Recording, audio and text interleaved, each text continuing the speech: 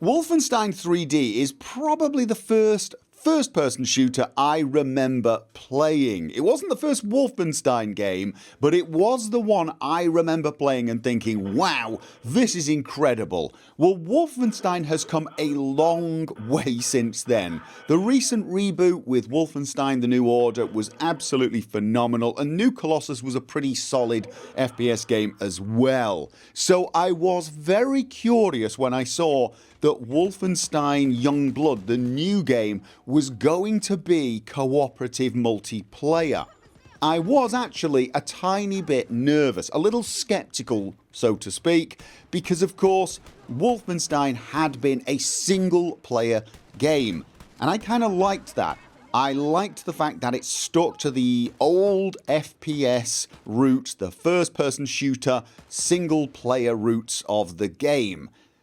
But having played Youngblood for 5 or 6 hours, my skepticism has gone. This game is a ton of fun.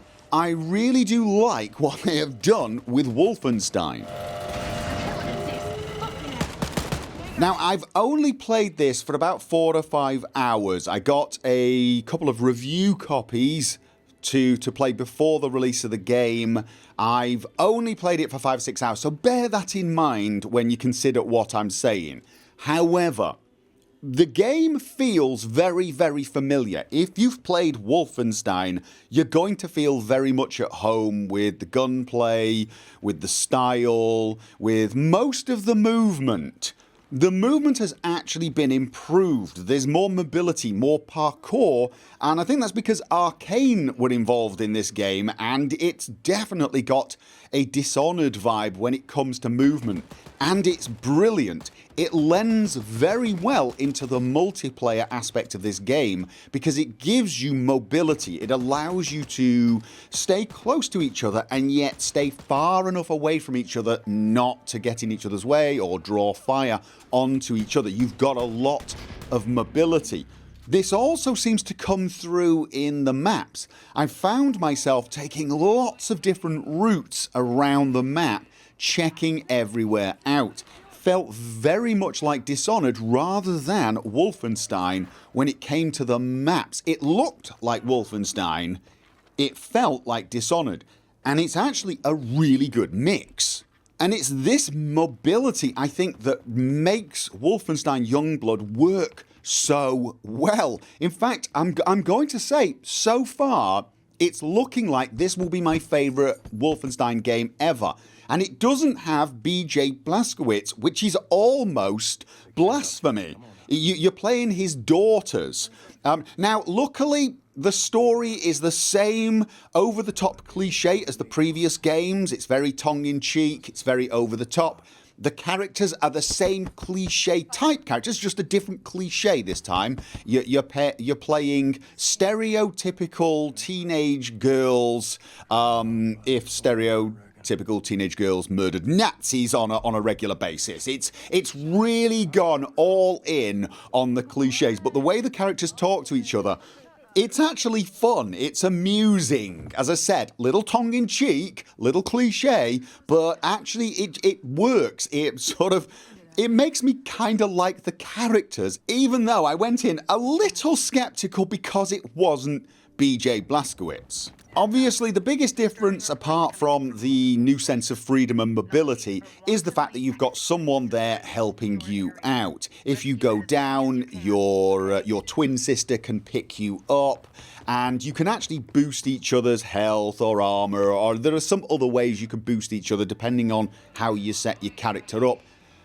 You can also mark enemies for each other. That is a very useful feature, and it does play well as a cooperative game. Very basic tools at your disposal, and yet it works to get the job done. We got very quickly into the process of marking enemies, discussing what our tactics would be, and sort of just using each other in combat by having someone position themselves up high or someone going from one angle, having someone retreat while the other one drew fire. And actually what I can tell you is it adds a whole new level to the game in that you use you use the mobility and the fact that there's two of you to flank your enemies. There were loads of fights that felt quite tough until we started getting into a routine where one person would draw the enemy fire, the other would go round the side and just start laying into them from the back, and if they turned and started chasing you, the other one would then do the same, and it really worked brilliantly. Fucking A, sis! You're on fire! Now, we were playing on the toughest difficulty, and it seems pretty well balanced for that difficulty when playing co-op. In fact, what I would say is it may even be a little too easy if you're the sort of player who plays these games on nightmare difficulty by yourself. You play it on the toughest difficulty and you have a friend, it's probably going to feel a little easier. The characters also have a few more abilities than Blazkowicz did. One of you can start off with a crush ability, which means you can shoulder charge the enemies, and one of you actually gets a stealth field. So the stealth aspect of the game is also a little better than the previous games. It's still not brilliant, and although we did try to do quite a bit of stealthing, it usually ended up a bit of stealthing, figure out what the layout of the land was, where the enemies were, get into position, and then all hell breaks loose. Or you're stealthing, you get discovered, and all hell breaks loose. Luckily, the all hell breaks loose part of the game is tons of fun, as it was in the previous ones. It works, right? Yes, it does. I'm going to say it. The running around shooting everything aspect of this game, it just works. Now, obviously, enthusiasm aside, I've only played for 5 or 6 hours. This is not a review. I cannot tell you whether the game is going to keep this level of fun up. I can tell you all I want to do is play the game again. I don't want to be making this video right now. I've got another video I have to make to get my quota for the week done. I don't want to make that. I want to go off and play Wolfenstein. I'm not going to. I'm going to work. I'm going to be good. But I want to be playing Wolfenstein Youngblood. That is how good the game was. I'm not going to say it's the best FPS game I've ever played or the best game I've ever played, but I can tell you I just had tons of fun, non-stop fun, and that really is what this sort of a game is about, running around, killing Nazis and just having fun. And so far, after my short exposure to this game, it really is doing that. Now, I can't tell you if it will be the same in single player. It might be. It might be a good game in single player. But I just get the feeling that this game has been designed to work as a two-player game.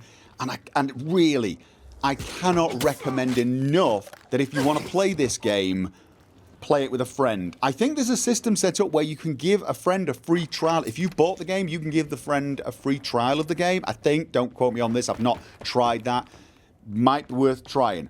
I'm having a blast.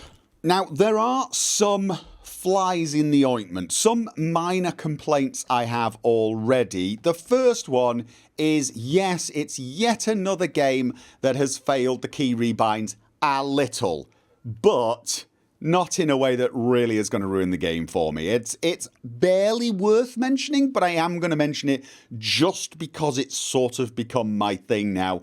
There were a couple of cases where it looks like the keys have been hard-coded in certain menus. It's where you're decoding the floppy disks or that sort of thing, where it's got to be the E key. Even if you've redefined the activate key from E to C, you're going to have to use E for that particular activation in a menu. Honestly, it's really not going to affect you much when playing the game. It really isn't. Again, I'm only mentioning it because it's kind of my thing. I definitely would not hold this against the game. You know, it's not like you can't steer to the right or something like in Rage 2. The other fly in the ointment is slightly more important, but also doesn't affect the game currently, and that is microtransactions. There is a microtransaction store. I was horribly disappointed to see that. However, it does seem it is cosmetic only. I know warning bells are going off in everybody's head right now. But you can buy gold, but the only thing you could pay gold, use this gold for seems to be cosmetics. And honestly, cosmetics are the least important part of this game to me. And I'm qualifying that to me because I do understand for some people it's going to be a lot more important. You can buy all of the cosmetics as well with the in-game currency you find, the coins, the silver coins, but you're probably going to want to save those silver coins up for weapon upgrades because you use the same coins for weapon upgrades as you do cosmetics. So some people are going to want the cosmetics, but they're going to want to save the silver. So I can see why some people might be tempted to buy the cosmetics. I'm going to say to everyone, try to resist it. Don't get the cosmetics. I know it might be annoying, but don't do it. I honestly hate microtransactions in a single-player game like this. Granted, it's not a single-player game. Okay, it's a two-player game, but it's not a bloody live service. I don't like microtransactions in live services either. I mean, to be honest, but I've lost that particular battle. It is only cosmetics, though. I was worried at first. I did state in the live stream, you know what? This could be a problem if we play the game and we find ourselves thinking it's a little grindy. Maybe we're not getting upgrades for the weapons as quickly as we want, or upgrades to our characters as quickly as we want. Maybe this means at some point in the future they're going to start allowing us to use gold to improve the characters, you know, pay to win.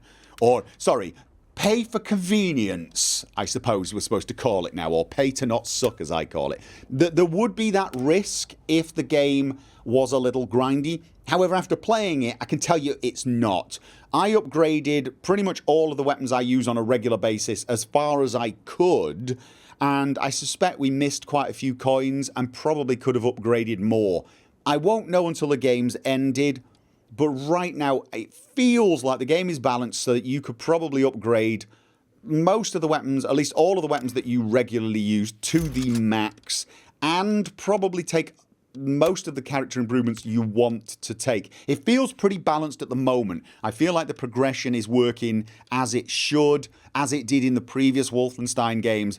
I've not found myself like, oh god, no, I need this upgrade. So, currently, in its current state, the microtransactions are not affecting the game as far as I can see. That still doesn't make them good, because of course that we're all now on edge waiting for them to tweak the game in a way that makes us, you know, hate it. And that's just the curse of microtransactions. The curse of microtransactions is they are toxic both from a PR perspective and to the game development.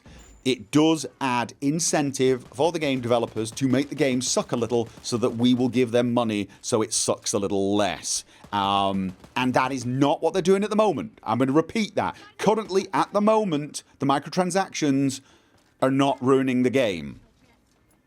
But they're there. And I would say that was a bad thing. Don't do that, would be my advice to these game developers. And if you are going to buy this game, and honestly, if you liked Wolfenstein, you probably want to buy this game. Don't encourage them. Do not encourage them. Do not play that particular game, so to speak, the microtransaction game. Just enjoy the game for what it is. The cosmetics, trust me on this, it's that you can buy new helmets. You're switching the helmet off. You want to see your character's face, right? You can have new skins on the weapons. Neither here nor there, right? The core game mechanics, the upgrades, you can get with the in-game currency, and you can't use gold for that anyway. So just don't buy gold, is what I'm saying. Beyond that,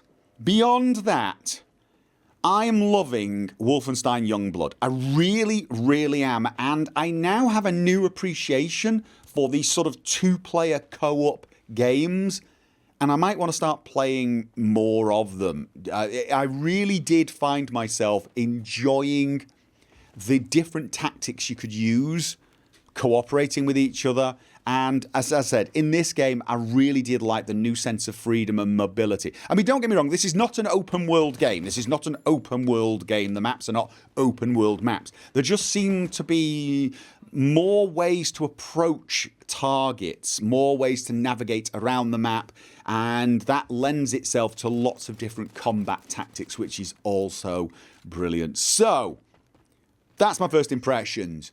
Thoroughly enjoying the game, little worried about the microtransactions, not sure how it plays as a single player game. Oh, I can tell you, last thing, the latency issue. I was playing in Norway, the person I was playing with is in Australia. You pretty much can't get much worse than that. And there were moments where she would shoot someone and apparently it would take a second or so for it to register, or half a second to register on her end.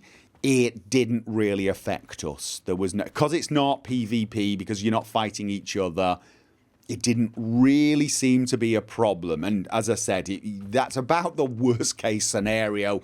You know, beyond having someone on the moon play for us, I'm pretty sure it looks like you'll be able to play with your friend no matter where they are, unless they live in an area that's so remote that, you know, they get like 3 bits a second bandwidth or something. So that's another thing. So yeah, overall, just really enjoying this game. Went in pretty skeptical. Not pretty skeptical, slightly skeptical. Came out a total believer.